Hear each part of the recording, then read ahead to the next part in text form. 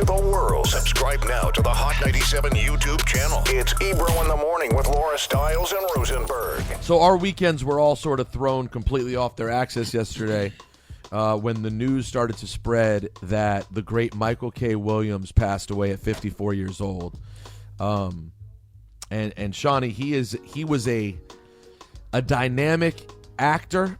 He first became really famous and prominent nationally for his role as Omar on The Wire, and then that continued on to his role as Chalky White on Boardwalk Empire. He then played a critical role as one of the fathers in When They See Us in the last couple of years. He was on Lovecraft Country.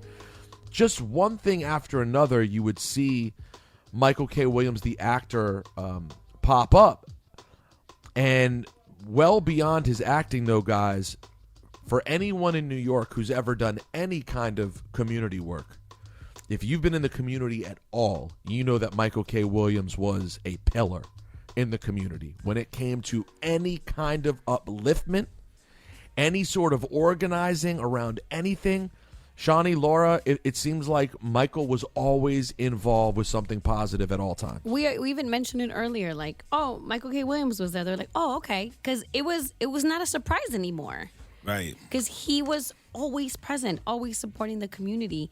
I work with an organization called Young New Yorkers that help kids who get arrested get a second chance. And he was always helping them raise money and just was there for the children, just there for the teenagers that just kind of needed to see somebody that looked like them, you know what I mean? And listen to their life story and just always uplifting them, letting them know that they're more than their, surroundings. And it was just so important. And Shani, I want to toss it over to you.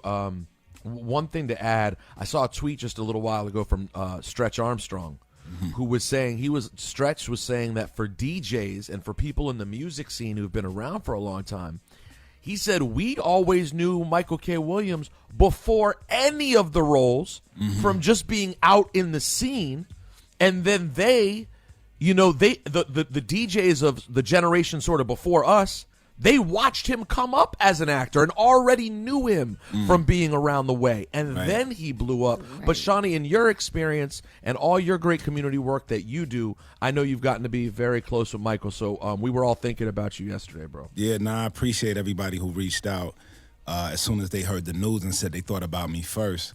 Because when I first started really doing community work, it was like he was, like you said, he was right there. You know what I'm saying? He was right there, like, okay, like, this the actor dude, with the scar on his face, Omar from The Wire, and he's out here.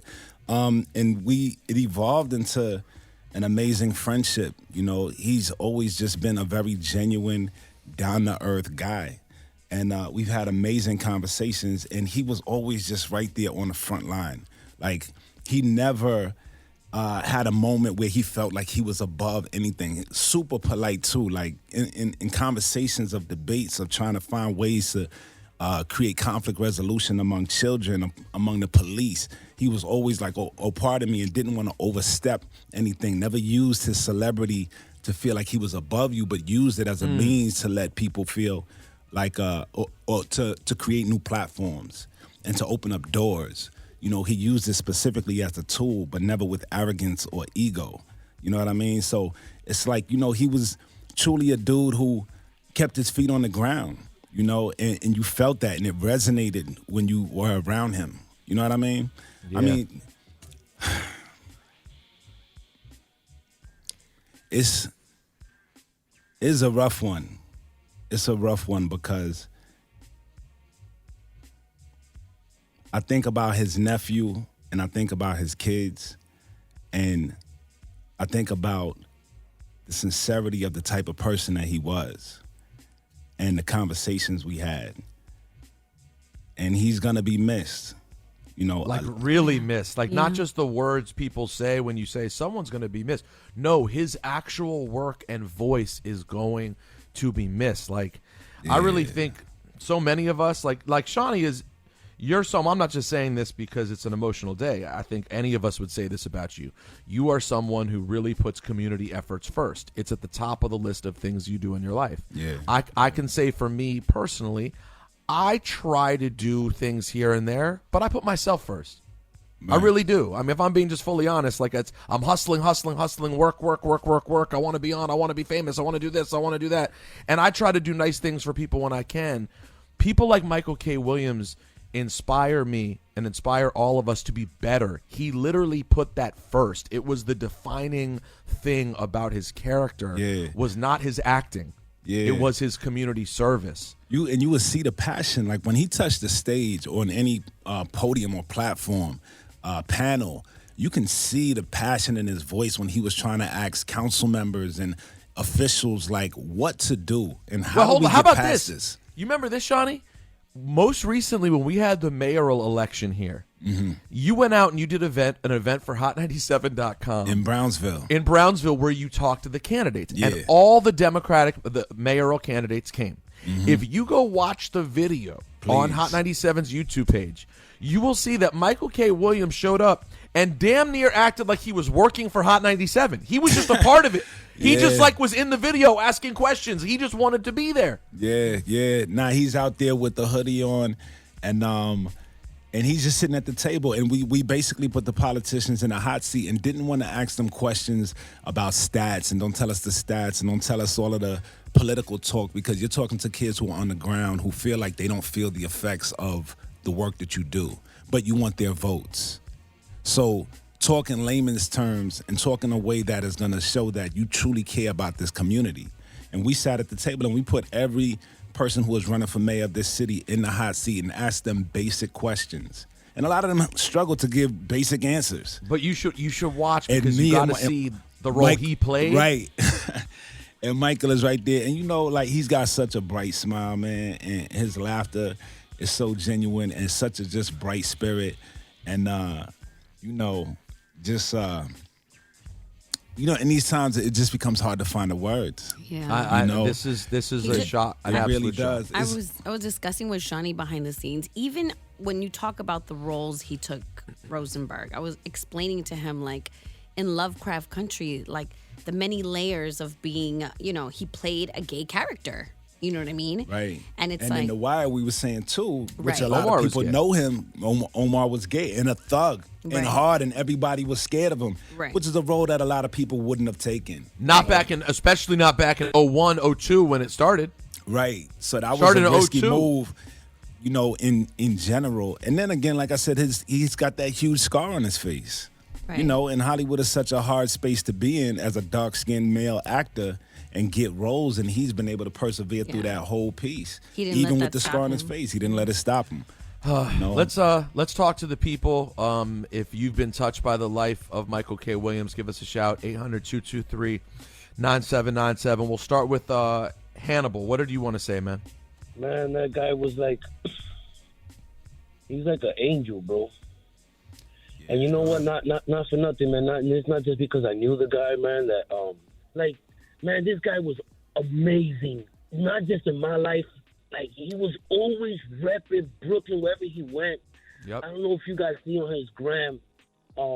He was an amazing dancer. He came from the dance underground dance movement in New York in the 90s. And man, this guy's life was just deep, man. It's ill, man. Mike was homeless, man. It's an amazing story, man. Thank you so much for the call. We appreciate it, Angel. Now, Shani, you say we have someone special on the line? Yeah, we have Dana Rational, who is, does so many things in the community. Dana's someone I think of like Michael K. Williams, someone who is like, oh, it's a community event. Dana Rational's going to be there. absolutely. Dana and Michael Yes. are partners. Yes. In community events. We all started, we built the block together. Me, Dana, Michael K. Williams have been on the ground for a long time. So I have her on the line right now. I know Dana. It's rough. Dana's the one who delivered me the news. Dana, yesterday. well, first of all, we're incredibly sorry for your loss. Good morning, and I'm sorry for everybody's loss. And I appreciate that, Rosenberg. And, you were there at the first gala we did together, and you were the DJ. And, so this is all about loss.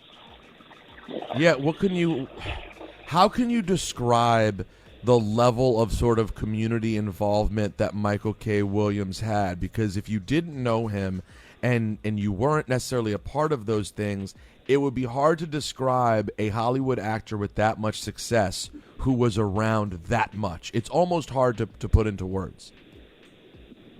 Yeah, and I'll say the only, because the phones are nonstop, but, Shani, he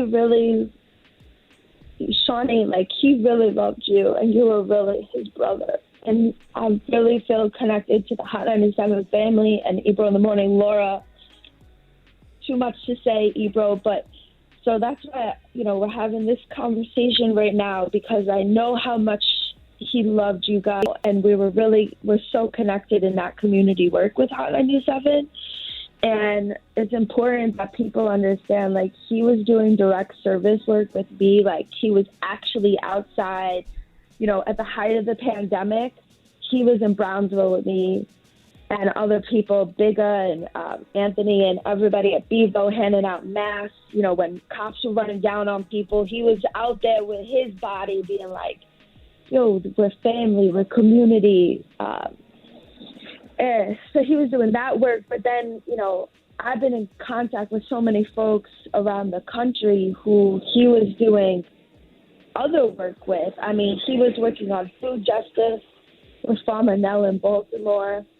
He was working on balancing a specific model of gun violence interruption in Oakland with Advanced Peace. He was working with the Marshall Project, with the Innocence Project, on voting rights.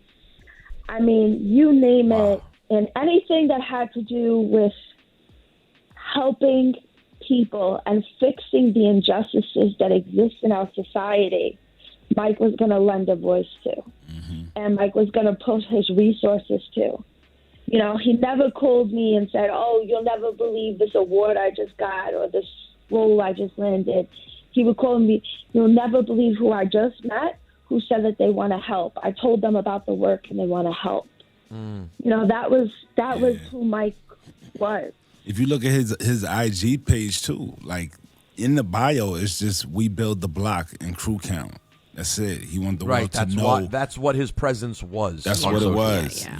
He was here to help and give of his spirit. I mean, there's just certain people that and you meet and you come across, and they're just genuine people. His craft was something that he loved, but what he really had a passion for was giving back. And it's a hard loss, and love to his family, of course. Dominic as well, his nephew, who's always been on the front line. Anywhere you find Mike, you found Dominic, and his son, who I met, who's a chef. For his loss, and anybody in his family. Kareem and Elijah, Kareem, Elijah, his children. So, and his spirit was just always so high. It was always so high. There's many videos of him just being on a microphone and extremely passionate about, that we are one people, and that it's for us to take care of us, So.